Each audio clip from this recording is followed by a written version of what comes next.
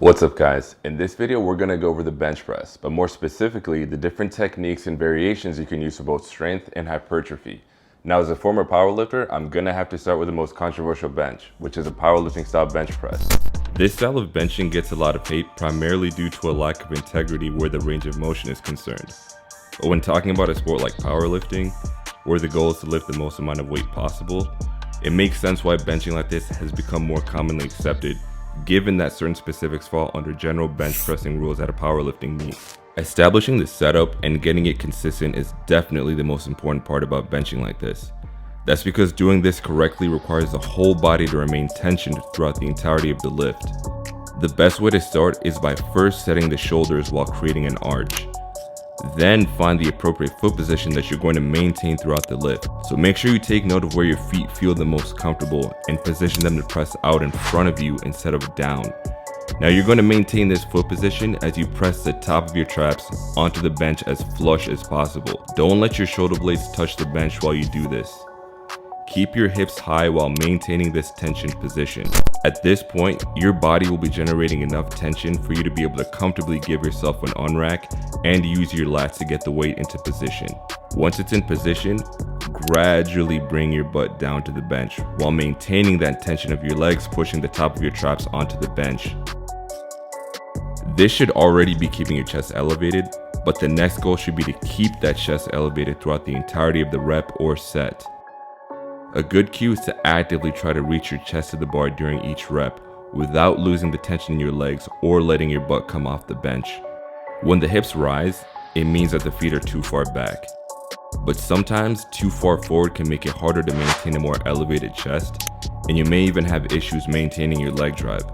So it's all about trial and error when finding the right spot to put your feet for your own personal anatomy.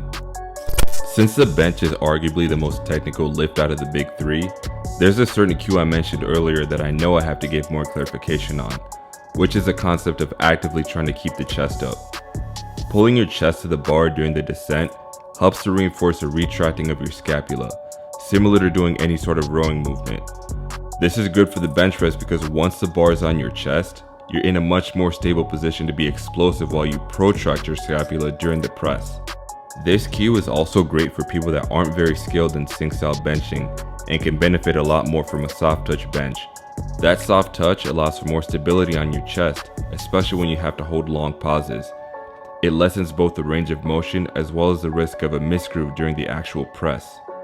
Now when it comes to benching for hypertrophy, the technique will obviously shift in favor of a longer range of motion. There are a number of different bench variations that have long and more exaggerated ranges of motion. Some of them, like the feet up bench and close grip Larsen press, handicap your ability to use leg drive. This is perfect because they both create more of a reliance on upper body strength and stability. The more flat backed you are when you do them, the better the chest activation will be because of how much longer the range of motion is. Incline bench is similar in the sense that it automatically puts your body in a position to press through a longer range.